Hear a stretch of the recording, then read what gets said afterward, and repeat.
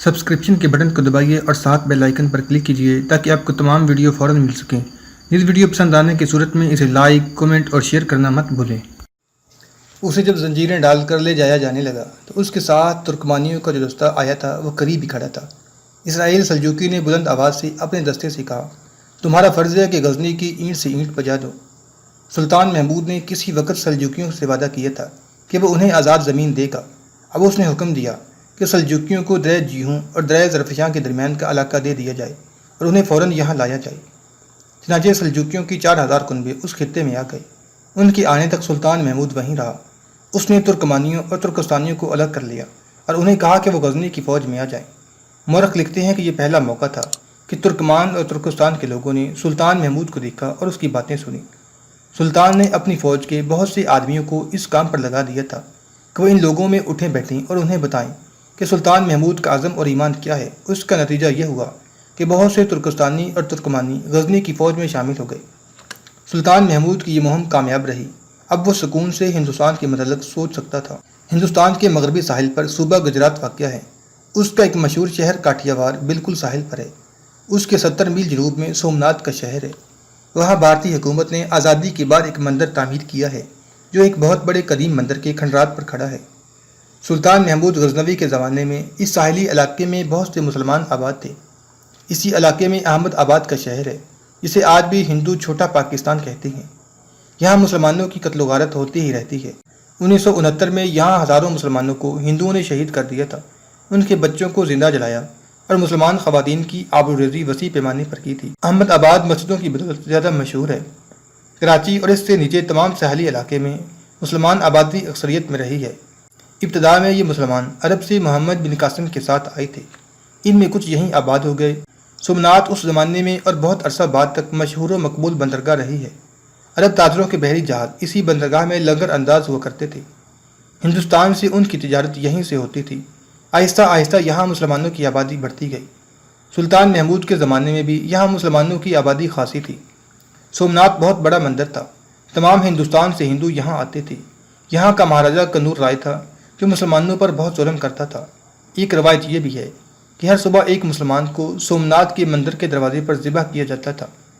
2 مورخوں نے لکھا ہے کہ ہر روز نہیں بلکہ ہر چاند کی پہلی رات ایک مسلمان کو پکڑ کر سومناتھ کے دروازے پر قربان کیا جاتا اور اس کے خون سے بتوں کے پاؤں اور مندر کی دہلیز دھوئی جاتی تھی۔ یہاں ضروری معلوم ہوتا ہے کہ سومناتھ کے متعلق جو تفصیلات مختلف کتابوں میں آئی ہیں بیان کر دی جائیں۔ یہ دلچسپ بھی ہیں اور ان سے ہندو مت کو سمجھنے میں بھی مدد ملتی ہے، بلکہ ان معلومات سے ہندوؤں کا مذہب بے نقاب ہو کر اصل روپ میں سامنے آ جاتا ہے۔ یہ سراغ کہیں سے بھی نہیں ملتا کہ سومناتھ کا مندر کب تعمیر ہوا اور کس نے تعمیر کیا تھا۔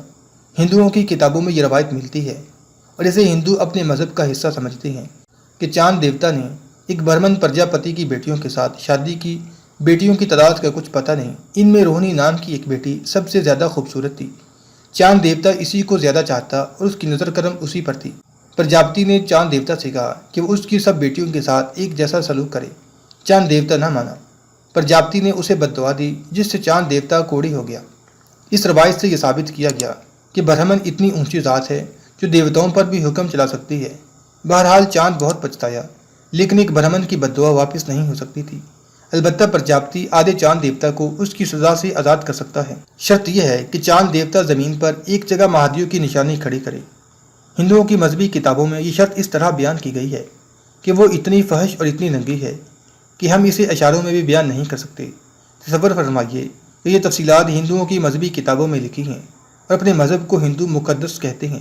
یہ ہے اصلیت ہندوؤں کے سب سے بڑے مندر کی، جس کی تفصیل پڑھ کر آپ محسوس کریں گے کہ ہندو اسے کتنا مقدس سمجھتے تھے۔ روایت کے مطابق چاند دیوتا نے سومناتھ کے مقام پر مہادیو کی نشانی ایک گول اور اونچی چٹان کی شکل میں کھڑی کر دی۔ اس پر ایک مندر تعمیر کیا گیا جسے سومناتھ کا نام دیا گیا۔ سوم کے معنی ہے چاند اور ناتھ کے معنی ہے آقا، یعنی سومناتھ کا مطلب ہے چاند کا آقا۔ معمولی پڑھے لکھے لوگ بھی جانتے ہیں کہ سمندر میں چاند کے مطابق مد و جزر پیدا ہوتا ہے۔ اس دوران سمندر ساحل کی طرف لپکتا ہے اور موجیں ساحل سے ٹکراتی ہیں۔ سومناتھ کا مندر چونکہ سمندر کے کنارے پر تھا اس لیے موجیں مندر کی دیوار سے ٹکراتی تھیں اور پانی اوپر کو اچھل کر دیوار کو جیسے دھوتا رہتا تھا۔ پنڈتوں نے اپنے ہندوؤں کے دلوں میں یہ عقیدہ بٹھا دیا تھا کہ چاند اپنے گناہ کا کفارہ ادا کرنے کے لیے اپنے آقا یعنی سومناتھ کے پاؤں دھوتا رہتا ہے۔ بعض مسلمان وقائے نگاروں نے لکھا ہے کہ سومناتھ کا بت کعبہ کا وہی مشہور بت تھا جسے منات کہتے تھے۔ جب کعبہ سے بت اٹھوائے گئے تو بت پرستوں نے منات کو چھپا لیا کہ اسے کوئی توڑ نہ سکے۔ آخر بت پرست اسے کاٹیا وار لے آئے اور ایک عبادت گاہ تعمیر کر کے بت اس میں رکھ دیا گیا۔ اسے سومناتھ اس لیے کہا جانے لگا کہ کوئی اسے کعبہ والا بت نہ سمجھے۔ بہرحال یہ روایت پہ بنیاد ہے، البتہ یہ صحیح ہے کہ یہ بت اتنا قدیم تھا کہ کہیں سے بھی سراغ نہیں ملتا کہ یہ کب تراشا گیا اور یہاں رکھا گیا تھا۔ ابن خلکان نے اس کی عمر 30,000 سال بتائی ہے، جسے تمام مورخین نے مبالغہ کہا ہے۔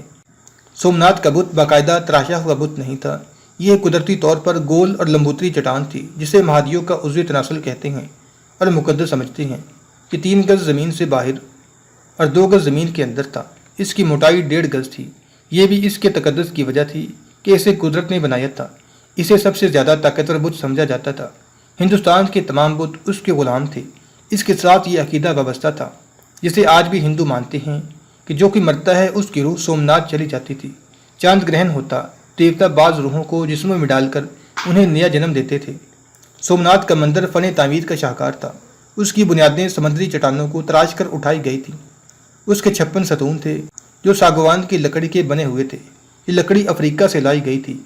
ان میں سکہ بھر کر ستون تیار کیے گئے تھے۔ بت میں ہیرے اور جواہرات جڑے ہوئے تھے۔ اس کے ارد گرد کئی چھوٹے بت بنا کر رکھے گئے تھے جن میں سے بعض سونے کے اور بعض چاندی کے تھے۔ یہ سومناتھ کے بت کے خدمت گار تھے۔ مندر کے جس کمرے میں بت رکھا یا گاڑا ہوا تھا وہ تاریک کمرہ تھا جس میں شمع یا دیا نہیں جلایا جاتا تھا۔ پھر بھی یہ کمرہ روشن رہتا تھا۔ روشنی کا انتظام یہ تھا کہ کمرے کے ارد گرد کے کمروں اور برآمدوں میں ہیرے لٹکا دیے گئے تھے۔ ان پر قندیلوں کی روشنی پڑتی تو منعکس ہو کر بت والے کمرے میں جاتی تھی۔ چونکہ اس روشنی میں ہلکے ہلکے رنگ ہوتے تھے جو ہیروں کے تھے، اس لیے اس روشنی میں طلسماتی سا تاثر تھا۔ اندر جو بھی آتا تھا اس کے ذہن پر ایسا اثر ہوتا کہ وہ بت کو دیوتا سمجھنے لگتا تھا۔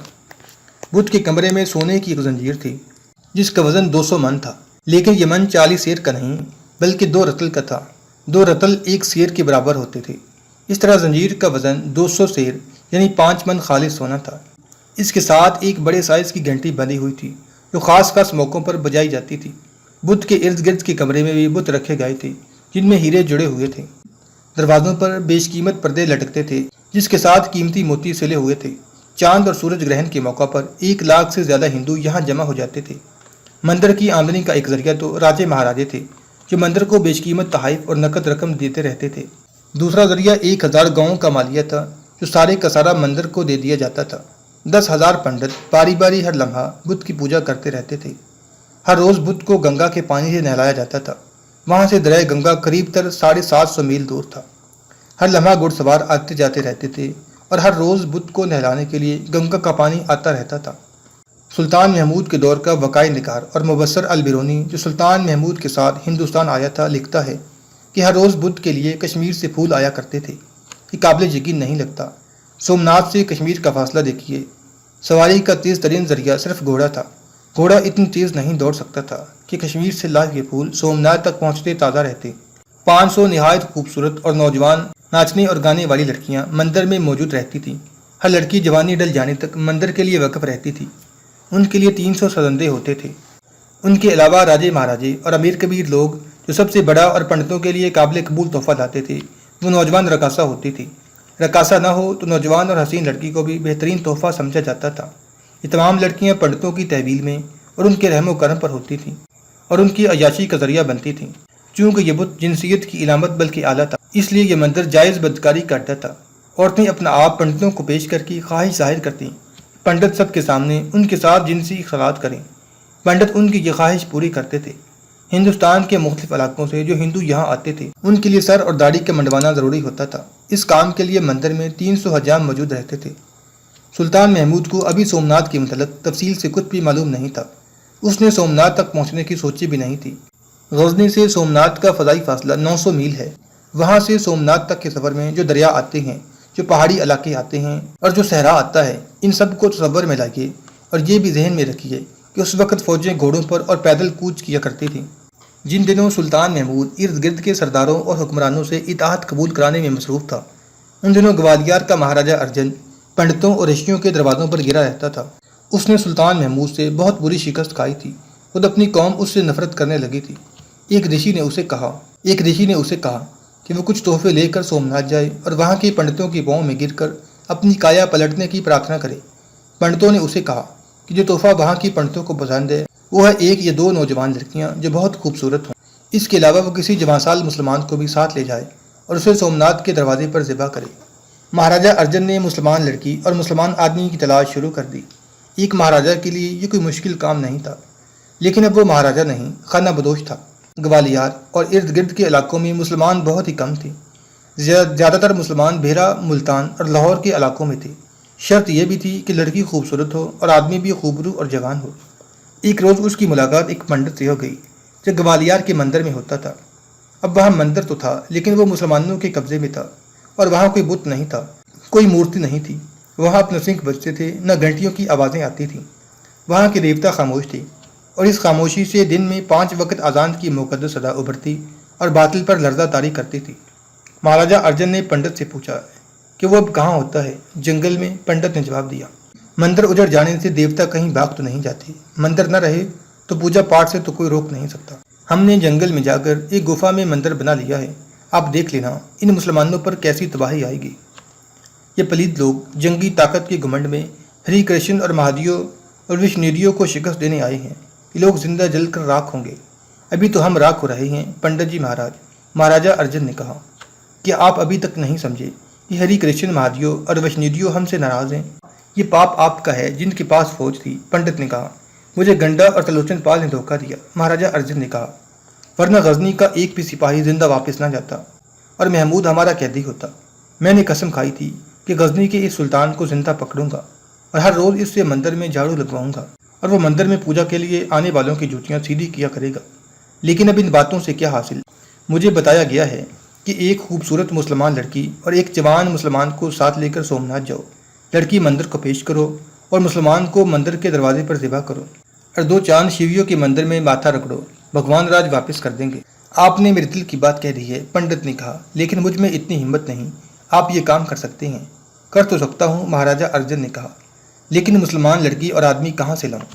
کیا آپ کنگال ہو گئے ہیں؟ پنڈت نے کہا، آپ کے پاس کچھ تو ہوگا، شکار مل جائے گا۔ بہت کچھ ہے، مہاراجا ارجن نے کہا، میرا صرف راج نہیں رہا۔ آپ بتائیں شکار کہاں ہے اور وہ میرے قبضے میں کس طرح آ سکتا ہے؟ کیا آپ کی راجکماریاں دریا پر نہانے نہیں جایا کرتی تھیں؟ پنڈت نے کہا، اب کبھی کبھی غزنی کی شہزادیاں دریا پر جایا کرتی ہیں۔ غزنی کی شہزادیاں؟ مہاراجا ارجن نے پوچھا۔ سلطان محمود تو غزنی میں ہے، میں غزنی کے ان فوجیوں کی بیویوں اور بہو بیٹیوں کی بات کر رہا ہوں جو قلعے میں ہیں، پنڈت نے کہا۔ کبھی کبھی 3-4 بڑی خوبصورت لڑکیاں 3-4 محافظوں کے ساتھ دریا پر آیا کرتی ہیں۔ آپ انعام نکالیں جو میں اپنے آدمیوں کو دے کر 2 لڑکیاں اور 1 یا 2 محافظ اغوا کرا لوں گا۔ دریا 15 کوس دور ہے، جتنی دیر میں گوالیار کی قلعے تک خبر پہنچتی ہے ہم بہت دور نکل جائیں گے۔ کیا آپ سومناتھ کے راستے سے واقف ہیں؟ مہاراج، آپ کہاں حکومت کرتے رہے ہیں؟ پنڈت نے کہا، ہر روز یہاں قریب سے وہ سوار گزرتے ہیں جو سومناتھ کے غسل کے لیے گنگا ماتا کا پانی لے جاتے ہیں، وہ بہت تیز چلتے ہیں۔ آپ گھوڑوں کا انتظام تو کر سکتے ہیں نا؟ کم از کم 6 گھوڑے درکار ہوں گے۔ گھوڑے جتنے چاہو مل جائیں گے، مہاراجا ارجن نے کہا، مجھے بروقت اطلاع دے دینا۔ غزنی کے وہ سالار، نائب سالار اور کماندار وغیرہ جو ہندوستان کو فتح کیے ہوئے قلعوں میں رہتے تھے، ان کی بیوی بچے بھی غزنی آ گئے تھے۔ گوالیار کے قلعے میں بھی فوجی سرداروں کے کنبے آ گئے تھے۔ گوالیار سے دریا 15-20 میل دور تھا۔ کچھ لڑکیاں چند 1 محافظوں کو ساتھ لے کر دریا کی سیر اور کشتی رانی کے لیے کبھی کبھی جایا کرتی تھیں۔ ایک روز 4 جوان عورتیں دریا پر گئیں۔ ان میں ایک نوجوان لڑکی تھی جو ایک پرانے کماندار کی بیٹی تھی، اس کا نام شگفتہ تھا، اس کی ابھی شادی نہیں ہوئی تھی۔ ان کے ساتھ 4 محافظ تھے، ان کے اور عورتوں کے گھوڑوں کی تعداد 8 تھی۔ ایک جگہ دریا کے کنارے جنگل گھنا، ہرے سرکنڈے اور جھاڑیاں بھی تھیں۔ عورتیں اس گھنی ہریالی کی اوٹ میں ہو گئیں، وہ نہانا چاہتی تھیں۔ 4 محافظ گھوڑوں سے اتر کر کچھ دور جا کر بیٹھ گئے۔ ایک آدمی جو دیہاتی لگتا تھا گھبراہٹ کے آلے میں محافظوں کے پاس دوڑتا آیا اور خوف سے کانپتی ہوئی آواز میں کہنے لگا، 3 آدمی اس کی بیوی کو اس سے چھین کر لے گئے ہیں، انہوں نے مجھے مار پیٹ کر بھگا دیا ہے، وہ قریبی ہیں اور میری بیوی کو ننگا کر کے اسے زبردستی شراب پلا رہے ہیں۔ اب مسلمان مہاراج، اس آدمی نے کانپتے ہوئے کہا، ہماری عزت کے رکھوالے آپ ہیں۔ 4 محافظ اٹھ دوڑے، وہ ذرا دور چلے گئے تو 5-6 آدمی جن کے چہرے صافوں میں چھپے ہوئے تھے مسلمان عورتوں پر ٹوٹ پڑے۔ انہوں نے کماندار کی بیٹی کو اٹھا لیا۔ عورتوں نے چیخو پکار کی تو محافظ واپس دوڑے۔ جب وہ گھنے سرکنڈوں اور جھاڑیوں میں آئے تو گھات میں چھپے ہوئے ہندوؤں نے 3 کے پہلوؤں میں برچیاں اتار دیں اور ایک کو دبوچ لیا۔ ذرا ہی دیر بعد 8 گھوڑے سرپٹ دوڑتے جنگل میں دور نکل گئے۔ ایک گھوڑے پر مہاراجہ ارجن شگفتہ کو آگے بٹھائے سوار تھا۔ ایک پر ایک جوان سال محافظ ناصر الدولہ بندھا ہوا تھا۔ ایک گھوڑے پر پنڈت سوار تھا اور باقی 5 پر پنڈت اور مہاراجہ ارجن کے وہ آدمی سوار تھے جنہوں نے شگفتہ اور ناصر الدولہ کو اغوا کیا اور 3 محافظوں کو قتل کیا تھا۔ ان 5 آدمیوں کو نقد انعام پیش کیا گیا تھا، لیکن انہوں نے یہ کہہ کر انعام قبول نہیں کیا تھا کہ وہ بھی سومناتھ کی پوجا کے لیے مہاراجہ ارجن کے خرچ پر جائیں گے۔ گوالیار قلعے میں باقی 3 عورتیں 15-20 میل پیدل چل کر پہنچیں۔ اس وقت تک مہاراجہ ارجن بہت دور نکل گیا تھا۔ قلعے میں کسی کے وہم و گمان میں بھی نہیں آ سکتا تھا کہ مہاراجہ ارجن اتنی سنگین واردات کر گیا ہے۔ اس نے 2 روز پہلے قلعے کے سالار قلعہدار کو بتایا تھا کہ وہ سومناتھ کی پوجا کے لیے جا رہا ہے۔ سالار نے اسے اجازت دے دی تھی۔ اس کے متعلق سب کو یہی معلوم تھا کہ 2 روز ہوئے وہ سومناتھ کے سفر پر روانہ ہو چکا ہے۔ شام تک پنڈت کی رہنمائی میں وہ اس راستے پر پہنچ گئے جس راستے سومناتھ کو گنگا کا پانی جایا کرتا تھا۔ انہیں پانی لے جانے والے سوار مل گئے۔ دوسرے دن شگفتہ اور ناصر کو کھول کر مہاراجہ ارجن نے بتایا کہ ان کا تڑپنا بیکار ہے اور وہ خاموشی اور اطمینان سے ان کے ساتھ رہیں۔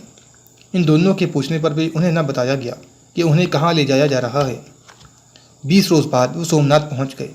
مہاراجہ ارجن اور پنڈت نے ناصر اور شگفتہ کو مندر کے بڑے پنڈت کے سامنے کھڑا کر کے اس کے پاؤں چھوئے اور اسے بتایا کہ وہ اس لڑکی کو مندر کے لیے اور اس آدمی کو شیویوں کی قربانی کے لیے لائی ہیں۔ ناصر ان لوگوں کی زبان سمجھتا تھا، شگفتہ نہیں سمجھتی تھی۔ اس نے فارسی زبان میں ناصر سے پوچھا کہ یہ لوگ کیا کہہ رہے ہیں۔ ناصر نے اسے بتا دیا۔ شگفتہ خوفزدہ ہونے کی بجائے فارسی میں بڑے غصے میں بولنے لگی۔ بڑے پنڈت نے ناصر سے پوچھا کہ یہ لڑکی کیا کہہ رہی ہے۔ یہ کہہ رہی ہے کہ میں تمہارے شیودیوں پر اللہ کی لعنت بھیجتی ہوں۔ ناصر نے جواب دیا کہ ہم نے تمہارے بہت سے دیو اپنے پاؤں تلے مسل ڈالے، اور یہ کہہ رہی ہے کہ تمہارے بہت سے دیوتاؤں کے بتوں کو ہم نے غزنی میں لے جا کر توڑا تھا اور ان کے ٹکڑے گھڑ دوڑ کے میدان میں بکھیر دیے تھے۔ یہ تمہارے مندر میں نہیں رہنا چاہتی۔ اسے کہو کہ ہمارے مذہب کی توہین نہ کرے، بڑے پنڈت نے کہا، ورنہ شیودیو اپنی توہین کا انتقام غزنی کو تباہ کر کے لیں گے۔ تمہارے پتھر کے دیوتا ہمارے خدا کا مقابلہ کریں گے۔ ناصر نے کہا، ہم دونوں تمہارے قیدی ہیں، ہم بے بس ہیں، ہمارے خدا بے بس نہیں، وہ پتھر کا بت نہیں۔ اس کے انتقام سے بچو پنڈت۔ شگفتہ بےتاب ہو کے ناصر سے پوچھتی تھی کہ کیا باتیں ہو رہی ہیں۔ ناصر نے اسے بتایا تو وہ اس قدر غصے سے بولنے لگی کہ اس کے منہ سے تھوک اوڑ کر پنڈت کے منہ پر پڑنے لگا۔ وہ ان پر لعنتیں بھیج رہی تھی۔ ارجن مہاراج، پنڈت نے مہاراجہ ارجن سے کہا، یہ دونوں ڈرنے کی بجائے ہم پر برس رہے ہیں۔ کیا انہیں یہ امید ہے کہ ہم ان سے ڈر کر انہیں چھوڑ دیں گے؟ ہم صرف خدا سے ڈرتے ہیں پنڈت، ناصر نے کہا۔ موت سے ہم ڈرنے والے ہوتے تو غزنی میں ہی بیٹھے رہتے۔ ہم اپنے اللہ اور اس کے رسول صلی اللہ علیہ وسلم کا پیغام سنانے اور اس پیغام پر اپنی جان قربان کرنے کے لیے آئے ہیں۔ ہم جانتے ہیں کہ ہم یہاں بے بس ہیں، کچھ نہیں کر سکتے، لیکن ہم خوش ہیں کہ ہم اللہ کی راہ میں قربان ہو رہے ہیں۔ میری جان کی قربانی سے آپ کو کچھ حاصل نہیں ہوگا، میری قربانی اللہ کے حضور جائے گی۔ انہیں بتا دو کہ اس مندر میں بھی وہی تباہی آئے گی جو ہندوستان کے بہت سے مندروں میں آئی ہے۔ شگفتہ نے ناصر سے کہا، انہیں خبردار کر دو کہ میرے پاک جسم کی توہین کا انتقام میرا خدا ضرور لے گا۔ ناصر نے پنڈت کو بتایا کہ شگفتہ نے کیا کہا ہے، تو پنڈت نے عجیب سی ہنسی ہنس کر کہا، تم اسے پوجتے ہو جو تمہیں نظر نہیں آتا، تم اندھے ہو، اندھیرے میں جی رہے ہو، تم نہیں جانتے یہ مندر کس کا ہے۔ جسے تم پتھر کہہ رہے ہو یہ شیودیو ہے۔ یہاں تمہارے جسم سے جان نکالی بھی جا سکتی ہے اور مردہ جسم میں جان ڈالی بھی جا سکتی ہے۔ مجھے یقین ہے کہ تم پتھر کے دیوتا کا یہ کمال مجھے نہیں دکھا سکتے، ناصر نے کہا، اور میرا یہ عقیدہ ہے کہ اس لڑکی نے اس مندر کی تباہی کی جو پیشین گوئی کی ہے وہ پوری ہو کے رہے گی۔ مہاراج، گوالیار کے پنڈت نے سومناتھ کے پنڈت سے کہا کہ ان کے ساتھ اتنی باتیں کرنا ضروری ہے، نہ آپ ان کا مذہب بدل سکتے ہیں نہ یہ ہمارا مذہب بدل سکتے ہیں۔ ہاں، پنڈت نے کہا، ان کے ساتھ اتنی باتیں بیکار ہیں۔ انہیں یہ بتا دینا ضروری سمجھتا ہوں کہ اس آدمی کو نئے چاند کی پہلی رات قربان کیا جائے گا اور اس کا خون شیودیوں کے قدموں میں انڈیلا جائے گا۔ اسے بتانا اس لیے ضروری ہے کہ ہم کسی کو دھوکے میں نہیں رکھنا چاہتے۔ اسے معلوم ہونا چاہیے کہ سومناتھ نے اسے قربانی کے لیے پسند کیا ہے۔ یہ خوش قسمت انسان ہے۔